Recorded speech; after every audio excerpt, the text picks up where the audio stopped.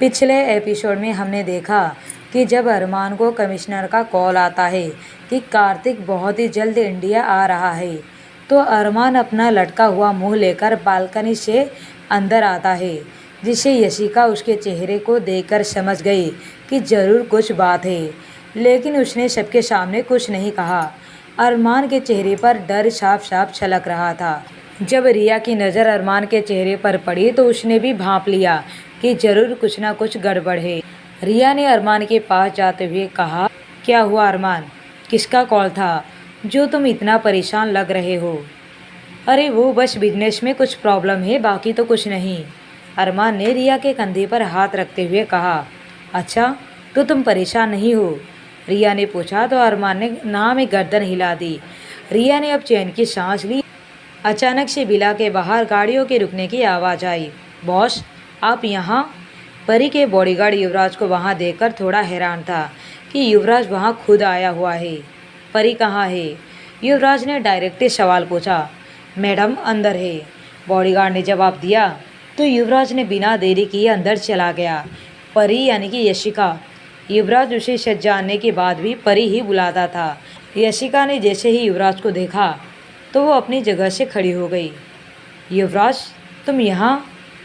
वो थोड़ी घबरा गई। और वहीं अरमान ने जैसे ही युवराज को अपने सामने अपने बिला में देखा तो उसकी मुट्ठी खुद ब खुद बंद हो गई, लेकिन कुछ कहने या कुछ करने की हिम्मत उसमें नहीं थी।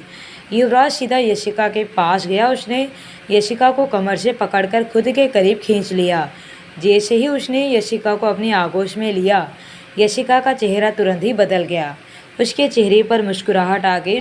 उसके सुंदर चेहरे पर युवराज के लिए प्यार साफ साफ दिखने लगा। जब उसने यहाँ आते ही यशिका का चेहरा देखा तो वो समझ चुका था कि यशिका इस वक्त यशिका नहीं है, लेकिन जैसे ही उसने यशिका को खुद के करीब किया तो यशिका का चेहरा बदल गया। तुम मुझे यहाँ लेने आए हो? यशिका पूछी। हाँ, मैं यहाँ से गुजर रहा था तो सोचा तुम्हें भी अपने साथ लेता चलूँ, युवराज ने कहा। तो यशिका ने अपनी गर्दन हाँ में हिला दिया। अब चले, युवराज ने कहा, और वो यशिका को लेकर बाहर आ गया। ये बेवकूफ़ लड़की तो इस आदमी के करीब आते ही बिल्कुल बदल जाते हैं। जब मैं इसको युवराज के खिलाफ भड़काता हूँ तब ऐसा लगता है कि जैसे इससे ज़्यादा नफरत उससे कोई कर ही नहीं सकता, लेकिन यहाँ तो पूरा गेम पलटते हुए देख रहा हूँ। कहीं मैं इस लड़की के ऊपर विश्वास करके कोई गलती तो नहीं कर रहा हूँ। अरमान ये सब मन ही मन सोच रहा था। कार में यशिका पूरी तरह से युवराज से लिपटी हुई थी। उसने उसकी गर्दन को अपने दोनों हाथों से कवर किया हुआ था और उसका सर युवराज के कंधे पर रखा हुआ था। कुछ देर के बाद उसने अपनी टांगें उठाकर युवराज के दोनों टांगों के बीच घुसा दी। ये क्या है? युवराज का ध्यान लैपटॉप पर था। उसने लैपटॉप को देखते हुए कहा, मैं अपने आप को तुम्हारे ऊपर एडजस्ट करने की कोशिश कर रही हूँ, यशिका ने कहा। युवराज ने धीरे से अपना लैपटॉप बंद किया।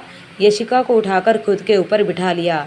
युवराज उसकी कमर पर अपनी पकड़ मजबूत करते हुए कहा, मैं अब क्या बोलूँ, यशिका ने कहा। युवराज ने उसके चेहरे को खुद के चेहरे के करीब करते हुए कहा, अब बोलो, तुम्हें अब कैसे एडजस्ट होना है? ये तो तुमने कर ही दिया, अब ज़रूरत ही नहीं। यशिका ने उसकी गर्दन के चारों तरफ अपने हाथ लपेट लिए। युवराज ने उसके माथे पर किस किया और उसे सीने से लगा लिया। अब यशिका उसके दिल की धड़कन को आराम से सुन सकती थी। उसने अपनी आंखें बंद कर ली। वो सब कुछ भूल चुकी थी। वो बस उसकी बाहों में आराम करना चाहती थी। वो कुछ दिनों से उसके सिर में काफ़ी तेज दर्द हो रहा था, लेकिन युवराज के गले लगते ही उसके सारे दर्द छूमंतर हो गए। डिनर के बाद परी और युवराज दोनों युवराज के बेड पर लेटे हुए थे। युवराज परी को किस किए जा रहा था। उसने अपना सलाइवा लगभग उसके पूरे चेहरे पर लगा दिया था। उसका हाथ उसके बदन पर बड़ी तेज़ी से मचल रहे थे। युवराज, आज तुम्हें क्या हो गया है?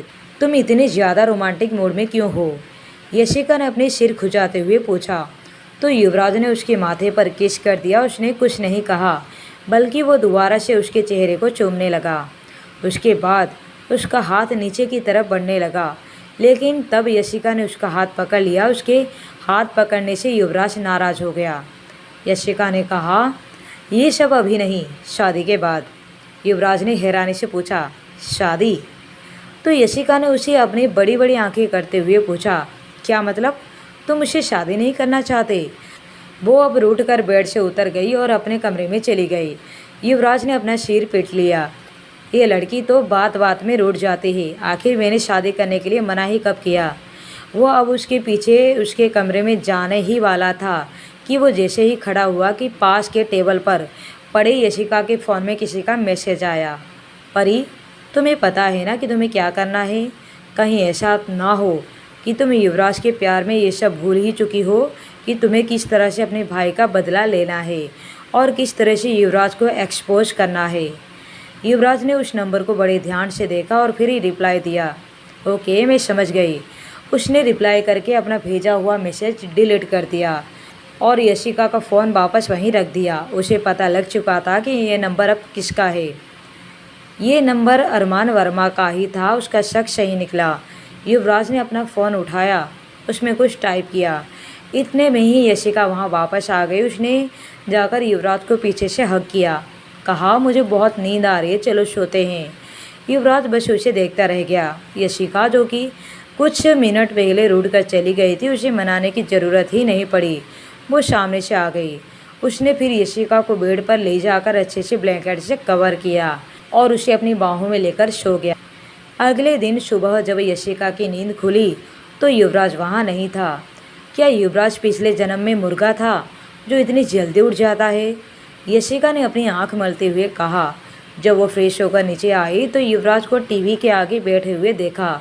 उसने हाथ में कॉफ़ी का कप था और आराम से वो बैठा टीवी देख रहा था।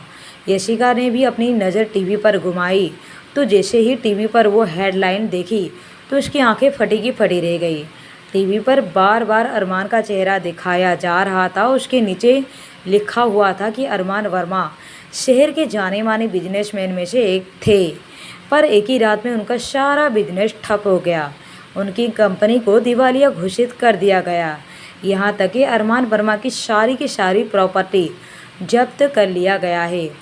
उन्होंने कुछ गैर कानूनी तरीक़ों से अपना बिजनेस खड़ा किया था और उसे आगे भी चला रहे थे, लेकिन जैसे ही कानून तक ये खबर पहुंची वो बच नहीं पाए। अरमान? यशिका के कांपते हुए होठों से बस इतना ही निकला था। युवराज ने पीछे मुड़कर देखा तो वहाँ यशिका खड़ी थी। वो टीवी की तरफ हैरानी और परेशान होकर देख रही थी। यहाँ आओ, युवराज ने कहा तो यशिका एकदम से अपने ख्यालों से बाहर आई। वो जाकर युवराज के बाजू में बैठ गई। उसके हाथ पैर अभी भी कांप रहे थे। इस वक्त वो युवराज की तरफ डर भरी निगाहों से देख रही थी। क्या इस आदमी को सब कुछ पता तो नहीं चल गया? क्या इसी का ये सब काम हो सकता है? क्या इस आदमी के पास सच में इतनी ज़्यादा पावर है कि वो अरमान को रातों रात दिवालिया घोषित करवा सकता है? यशिका ने मन ही मन सोचा। अब उसे काफ़ी ज़्यादा डर लग रहा था। युवराज ने उसके कांपते हुए हाथों को थाम लिया और कहा, क्या हुआ?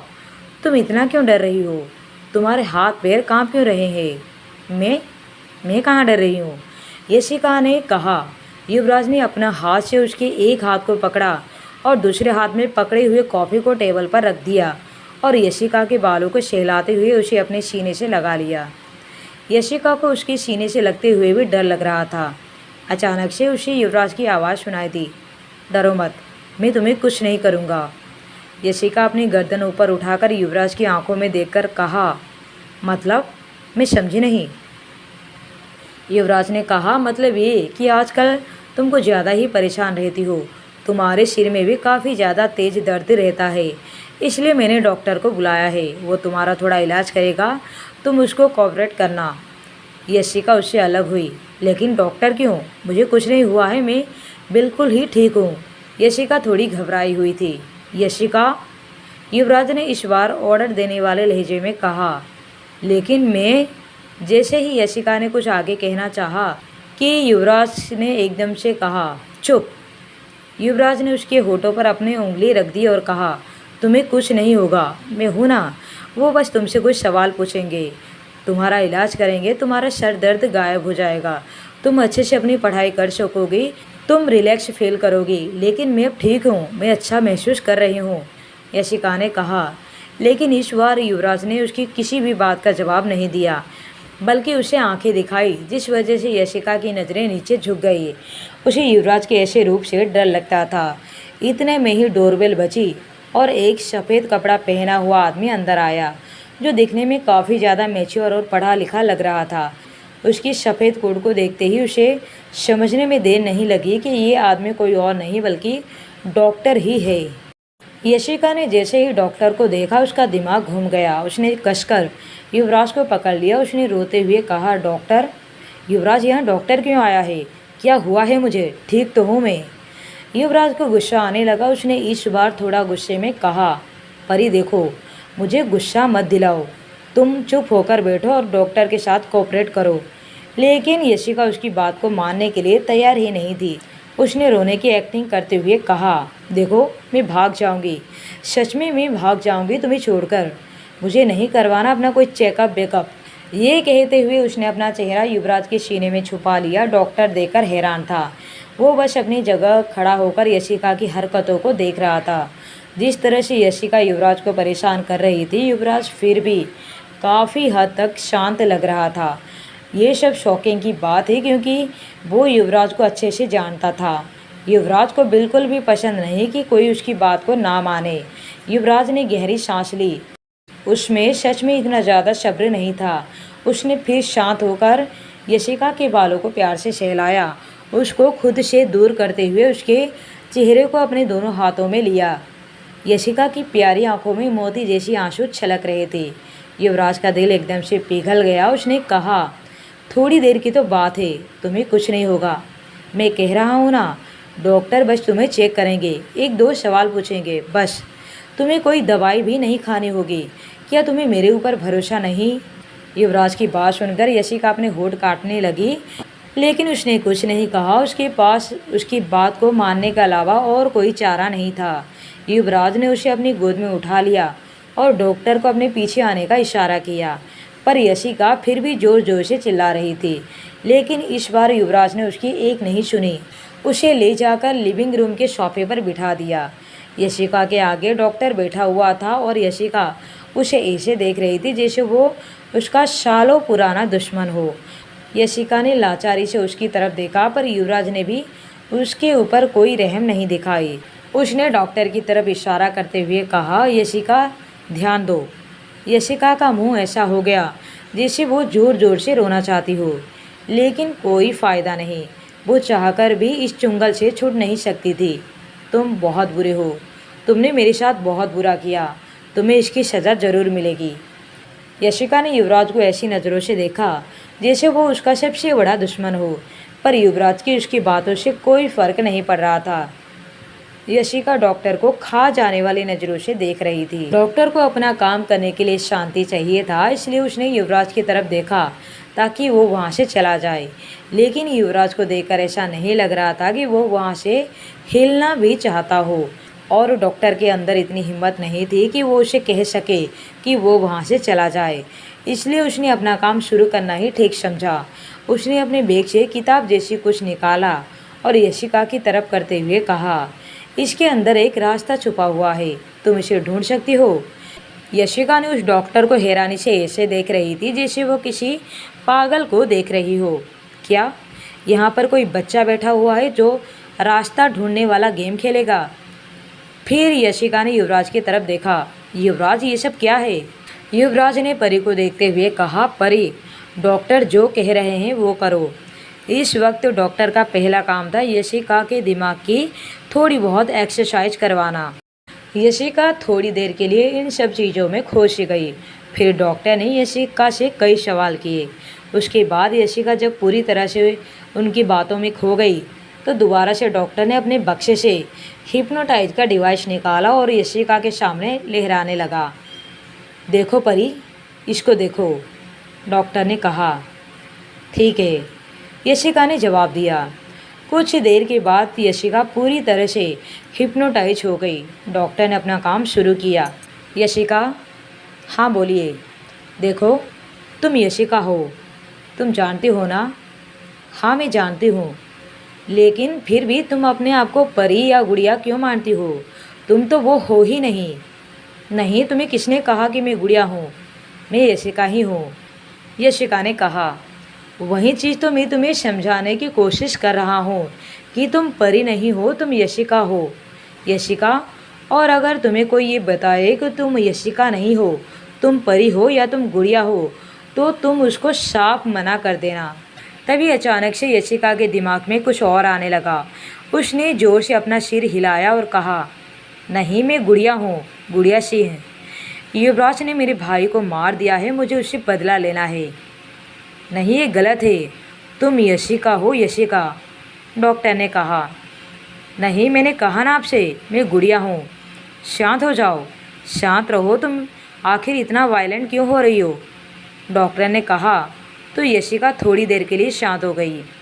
डॉक्टर ने फिर से आगे कहा, क्या तुम अपने माँ बाप को भूल चुकी हो, मिस्टर और मिसेस मेहरा? तुम्हारा एक भाई भी है, वो तुम्हारी जान है। पिंकू, क्या तुम उन सबको भूल चुकी हो? हाँ, वो तो मेरा परिवार है, यशिका ने अपनी गर्दन हिलाकर कहा। तो डॉक्टर ने कहा, हाँ, तो मैं वही तो तुम्हें कह रहा हूँ, लेकिन तुम कह रही हो कि तुम गुड़िया हो, पर वो तो यशिका का परिवार है। हाँ, तो मैं ही तो हूँ यशिका, यशिका ने कहा। तो फिर ये गुड़िया कौन है, डॉक्टर ने पूछा। तो यशिका के आईब्रोज आपस में जुड़ गई। उसके बाद डॉक्टर ने उसे कुछ समझाना शुरू किया। यशिका को डॉक्टर की आवाज़ किसी शहद से कम मीठी नहीं लग रही थी। वो बस डॉक्टर की हाँ से हाँ मिला रही थी। कुछ देर के बाद वो अचानक से बेहोश हो गई। उसे बेहोश होता देखकर युवराज घबरा गया। उसने यशिका को पकड़ लिया और वो डॉक्टर को एक गुस्से वाला लुक दिया। डॉक्टर ने यशिका की नब्ज चेक की तो काफ़ी तेज थी। डॉक्टर ने अपना सिर हिला दिया और कहा, चिंता मत कीजिए, ये बस बेहोश हुई है। उसके दिमाग के लिए इतनी एक्सरसाइज ठीक है, लेकिन इन्हें काफ़ी बुरी तरह से हिप्नोटाइज किया हुआ है। मैं आपको एक ही सलाह देना चाहूँगा, अभी के लिए यशिका को गुड़िया से रिलेटेड किसी भी चीज़ों से दूर रखें, चाहे वो कोई इंसान हो या फिर कोई और। यहाँ अरमान के विला में, रिया, तुम अभी के लिए यहाँ से चली जाओ, मैं ठीक हूँ और मैं थोड़ी देर के लिए अकेला रहना चाहता हूँ, अरमान ने गुस्से में कहा। तो रिया ने उसके पास आकर उसका हाथ पकड़ लिया। देखो, मुझे पता है कि तुम इस वक्त काफ़ी ज़्यादा टेंशन में हो, लेकिन मैं तुम्हारी इस बुरे वक्त में तुम्हारा सहारा बनना चाहती हूँ। मुझे नहीं चाहिए तुम्हारा सहारा, तुम अभी के अभी यहाँ से निकलो प्लीज़, अरमान ने काफ़ी परेशान होकर कहा। एक तो उसका सब कुछ तबाह हो चुका था, ऊपर से ये उसके प्यार में पागल लड़की उसको आराम से जीने भी नहीं दे रही थी। देखो अरमान, मुझे पता है कि तुम इस वक्त काफ़ी ज़्यादा गुस्से में हो, लेकिन रिया इतना ही कह पाई थी कि अरमान ने ज़ोर से चिल्लाया, लेकिन बेकिन कुछ नहीं।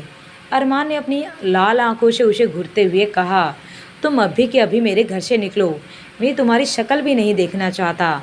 नहीं करता मैं तुमसे कोई प्यार व्यार, मैं बस तुमसे प्यार का नाटक किया था, मेरा मकसद पूरा हुआ। मैं बस तुम्हारे जरिए परी के बार बार सामने जाना चाहता था, उसके करीब जाना चाहता था। परी के करीब? ये तुम क्या कह रही हो? क्या तुम मेरे जरिए अपनी और परी की दोस्ती को ठीक करना चाहते थे? रिया ने पूछा। अरे बेवकूफ़ लड़की, परी मेरी कोई दोस्त नहीं है, मेरी दोस्त परी तो कब की मर चुकी है। ये कोई परी नहीं, कोई और ही है जो बस परी के जैसा दिखती है। मैंने बस उस लड़की को हिप्नोटाइज किया हुआ है, उसे एहसास दिलाया हुआ है कि वो मेरी दोस्त है, लेकिन असल में वो मेरी दोस्त नहीं। मुझे बस युवराज को तबाह करने के लिए उस लड़की की ज़रूरत थी। अब समझे तुम? ना ही वो मेरी दोस्त है और ना ही मैं तुमसे प्यार करता हूँ, इसलिए भगवान के लिए मुझे अकेला छोड़ दो और निकल जाओ यहाँ से।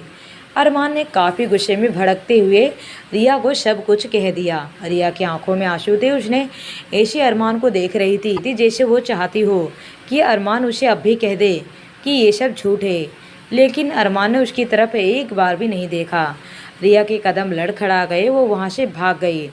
उसे पहले लगा कि शायद अरमान ये सब गुस्से से कह रहा हो, लेकिन उसकी आंखों में और उसकी बर्ताव को देखकर ये बिल्कुल भी नहीं लग रहा था कि वो ये सब बस गुस्से में कह रहा हो। रिया का दिल भर गया, उसे यकीन नहीं हो रहा था कि उसके साथ इतना बड़ा धोखा हुआ है। उसकी सांस फूल चुकी है और वो वहाँ से जल्द निकलना चाहती थी।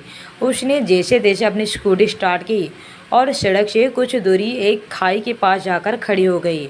वो खाई के सामने खड़ी होकर जोर जोर से रो रही थी। वो सच में एक लड़के से प्यार करने लगी थी, बहुत प्यार। अरमान ने इन दिनों में उसके साथ काफ़ी अच्छा बिहेव किया था और उसे काफ़ी ज़्यादा खुश भी रखता था। उसका इन सब चीज़ों का प्यार समझना बहुत बड़ी गलती थी, लेकिन वो अपने दिल को कैसे कंट्रोल कर सकती थी।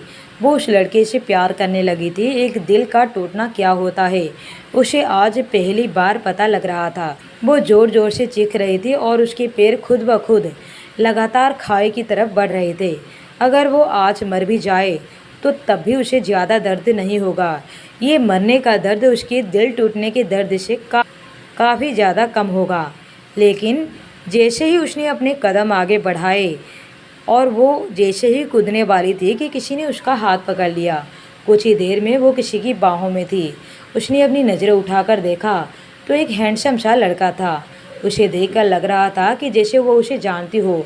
वो पहले उसे कभी देख चुकी हो, पर उसने इस वक्त उस पर ज़्यादा ध्यान नहीं दिया। उसने उस लड़के से दूर हटते हुए कहा, छोड़ो मुझे मर जाने दो। क्या तुम पागल हो? तुम मरना क्यों चाहती हो? उस लड़के ने कहा तो रिया ज़ोर ज़ोर से रोने लगी। मुझे छोड़ दो प्लीज़, मुझे मर जाने दो। लेकिन उस लड़के ने उसे नहीं छोड़ा। तुम पागल हो गई हो, धीरे से काम लो। उस आदमी ने रिया को समझाते हुए कहा तो उसकी बाहों में और भी ज़्यादा ज़ोर ज़ोर से रोने लगी। अब वो उसके सीने से लगी हुई थी और ज़ोर ज़ोर से रो रही थी। वो मुझे प्यार नहीं करता, उसने बस मेरा इस्तेमाल किया। उसने सिर्फ मुझे इस्तेमाल के लिए प्यार किया था। रिया ने सिसकते हुए कहा, अच्छा तो तुम्हारा दिल टूट गया है, लेकिन इसका मतलब ये थोड़ी ना है कि तुम मर जाओ। क्या तुम्हारी ज़िंदगी में सिर्फ वही लड़का रह गया था जिसके सहारे तुम अपनी ज़िंदगी जीने जा रही थी? क्या तुम्हारे माँ बाप नहीं है? क्या तुम्हारे और करीबी कोई नहीं है जो तुमसे प्यार करता हो? क्या एक वही लड़का है जिसके सहारे तुम अपनी ज़िंदगी काटने जा रही थी? उस आदमी ने समझाया तो रिया चुप हो गई। उसे याद आया कि उसके माँ बाप उसे कितना प्यार करते हैं, उसकी हर इच्छा पूरी करते हैं। उसकी दोस्त परी और तनु उस पर जान छिड़कते हैं। उसने पहले भी परी के साथ उस लड़के की वजह से बुरा बर्ताव किया था। वो कैसे एक लड़के के पीछे इतनी पागल हो गई कि वो अपनी जान देने चली थी। कुछ ही देर तक रिया की इसी तरह रोती रही, लेकिन थोड़ी देर के बाद वो काफ़ी हद तक शांत हो गई। वो अभी भी उस आदमी के गले लगी हुई थी, उसे सुकून मिल रहा था। तभी उस आदमी ने धीरे से कहा, चले अब। रिया ने अपनी गर्दन हाँ में हिला दी। उसके बाद वो उस आदमी से दूर हुई, उसका चेहरा ध्यान से देखा तो फिर उसने कहा, मुझे ऐसा क्यों लग रहा है जैसे मैंने आपको कहीं देखा है। हाँ, हम पहले भी मिल चुके हैं।